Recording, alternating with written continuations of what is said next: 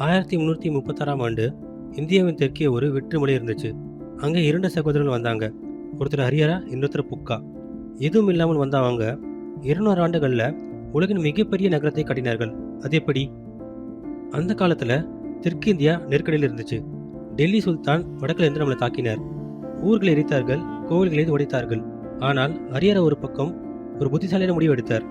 மலையே நம் கோட்டை. துங்கபத்ரா நதி ஒரு பக்கம், 3 பக்கமும் கரடுமுரடான கற்கள். யாராலும் எளிதாக தாக்க முடியாது. இது வெறும் அதிர்ஷ்டம் இல்லை, இது ஒரு புவியியல் மூலோபாயம், அதாவது ஸ்ட்ராட்டஜி. ஆனால் இந்த நகரம் வெறும் யுத்தத்தால் மட்டும் வாழலாங்க. இதன் உண்மையான ரகசியம் வேற ஒன்று. அது கேட்காம விட்டுடாதீங்க, இதை தொடர்ந்து பாருங்க. விஜயநகரத்தோட வெற்றி வெறும் வாளாலேயோ இல்லை அவங்களோட போர் தந்திரத்தாலேயோ மட்டும் வந்ததில்லை.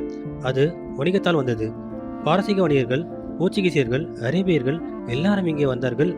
ஏன் 14 லட்சம் மக்கள் வாழ்ந்த இந்த நகரம் அந்த காலத்தில் லண்டனை விட பெரியது.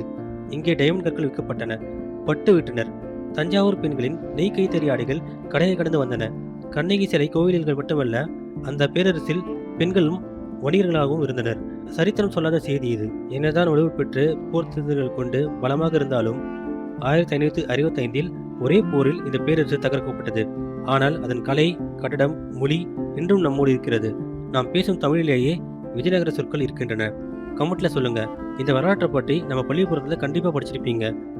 இந்த விஜயநகர பேரரசோட முழு வரலாறு நீங்கள் தெரிஞ்சுக்கணும்னு ஆசைப்படுறீங்களா? கமெண்ட்ல பதிவு பண்ணுங்க.